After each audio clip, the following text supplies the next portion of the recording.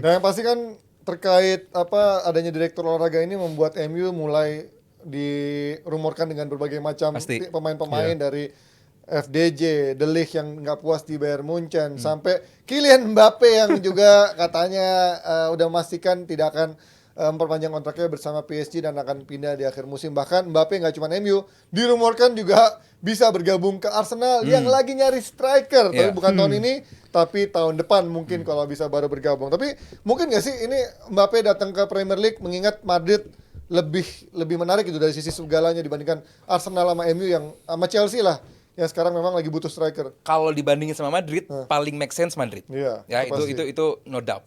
Cuman mungkin nggak ke Arsenal, mungkin nggak ke Chelsea, mungkin asal mereka masuk Liga Champion. MU asal masuk Liga Champion. Kalau enggak ya nggak mungkin. Mbappe pindah ke klub yang nggak masuk Liga Champion itu udah hampir nggak mungkin. Karena image rate Mbappe segitu besarnya, hampir setengah dari nilai transfernya. Jadi buat gua mungkin nggak pindah ke klub-klub yang tadi Panji sebut, mungkin asal masuk Liga Champion karena syarat mutlak utamanya adalah masuk Liga Champion. Jadi buat gua kalau sampai klub-klub ya kayak misalnya MU nggak masuk Liga Champion, Arsenal masuk Liga Champion pasti dong. Pasti. Berarti Mbappe mau dong. Kan juga bertahan. Tapi punya duit nggak? Menurut lo Mbappe bakal dilepas dengan harga berapa? Kan free. Gratis. Gajinya. Tapi gajinya akan sangat gila. Gajinya sejuta per pekan. Arsenal paling gede gaji berapa sekarang? 250. 200 ribuan. 270 Havertz. Kecil banget ya segitu. Ya sebenarnya balik lagi Frankie kayak De Jong 440 aja MU nggak sanggup. kayak yang Aldi bilang tadi sebenarnya. Tapi Alexis Sanchez 500 dulu dikasih. Iya, itu lagi. Bisa. Itu gila Alexis Makanya, Sanchez kan. nah ini gua tahu rumor atau bener ya, Rizal atau Mas Harpa mungkin udah riset lebih dalam. Madrid pun sebenarnya nggak ada duit buat datengin Mbappe. Iya. Tapi tiba-tiba ada HP, Hewlett Packard mau sponsor di Madrid dengan nilai transfer, nilai investment berapa namanya 70 juta per musim atau totalnya gitu. Kalau benar masuk, ketutup nih. Mbappe masuk dan bisa lo bayangkan lini per lininya kecuali backnya ya. Tengah sama depannya Madrid tahun depan. Buat gue di mata gue 4-4-2 diamond itu masih bakal dipakai. Nggak pakai 4-3-3 lagi. Vini sama Mbappe, Bellingham dan 3 di belakangnya udah Tchouaméni, Camavinga. Ngeri banget itu. Dan nambahin soal itu Dan nggak fair buat tim lain. bukan cuma untuk musim depan, bahkan ini bisa jadi squad untuk 4 tahun 5 tahun ke depan. Menurut gue Madrid yang paling siap untuk menghadapi itu dari segi regenerasi, dari lini belakang mereka udah punya, dari lini tengah mereka udah punya, dan itu dibuktikan mereka nggak khawatir dengan usianya dan mungkin kontraknya nggak diperpanjang untuk si Modric dan Kroos. Mereka nggak khawatir karena untuk 4 tahun 5 tahun ke depan ini emang tim yang udah dipersiapkan untuk melakukan regenerasi. Dan on top of that menurut gue Mbappe bakal jadi pelengkap banget untuk di squad Tapi Madrid kalau ini. Modric sama Kroos itu khawatir loh, Jal. Mungkin salah menggantinya karena buat gue belum nemu orang yang bisa menggantikan Dan sih. nggak banyak pemain nggak banyak posisi juga. itu kan. Kalau bagi gue sih untuk penggantinya nggak akan dua-duanya dilepas secara bersamaan. Mungkin secara Modric transisi dulu lebih kali ya. halus salah satunya Yes. dulu yang bakal Mungkin Modric dulu karena Secara usia. bakal dipakai sama Mbappe. mikir ke sana ya. Iya, karena ya untuk transfer kayak begitu ya image-nya karena kan Benar. pembelian baju itu bakal menjadi fokus utama Madrid juga. Bantu banget. Karena Madrid aslinya lagi suffer juga. Tapi emang kalau kita lihat dari berbagai angle sih yang paling pas ya memang ke Madrid sih. Oh, oke. Oke, kalau dari segi gaji ya bilang lah kita mereka nggak saat ini mungkin cash flow-nya lagi nggak terlalu. Tapi kan Madrid itu kan brand yang lu kalau loan duit kan gampang kan. Terus kedua tadi yang sering kita lupa juga off the field. Ya kan faktor right image-nya segala macam kaos ini kan juga yang orang kadang-kadang nggak ngeh kan. Ya soal taktis segala macam gua rasa Mbappe ditaruh di mana aja bagus lah. Terus juga kalau kita lihat historisnya Madrid ini kan selalu mengoleksi pemain bintang kan, Los Galacticos. Jadi alasan dia ya jangan dibilang Chelsea sama Arsenal walaupun gua Arsenal ya. Kayaknya secara uang juga susah, secara langganan. Oke di Liga Champions mungkin saat ini kita bisa bilang Arsenal pasti masuk. Apakah ada jaminan 2-3 tahun lagi Arsenal konsisten? Sementara Madrid gue nggak tahu kapan terakhir dia nggak lolos ke Liga Champions. Mungkin nggak pernah kan. Nah, udah jadi kalau dari gitu aja tutup mata sebenarnya paling mungkin adalah Madrid. Mungkin gue nggak tahu ya.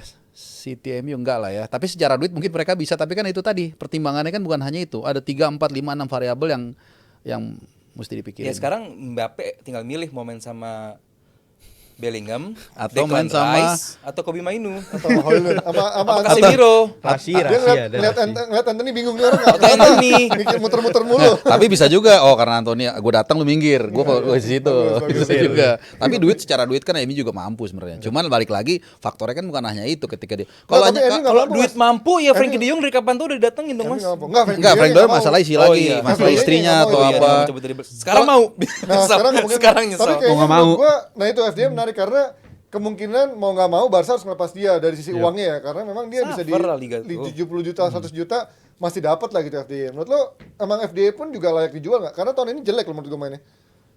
Karena whole Barcelonanya pun gue Jelek sih, nggak menemukan performa yang bagus Berarti juga Xavi sih. dia yang salah. Xavi lah salah. Jelas lah pelatih bagus tim bagus jelek ya pelatih tetap.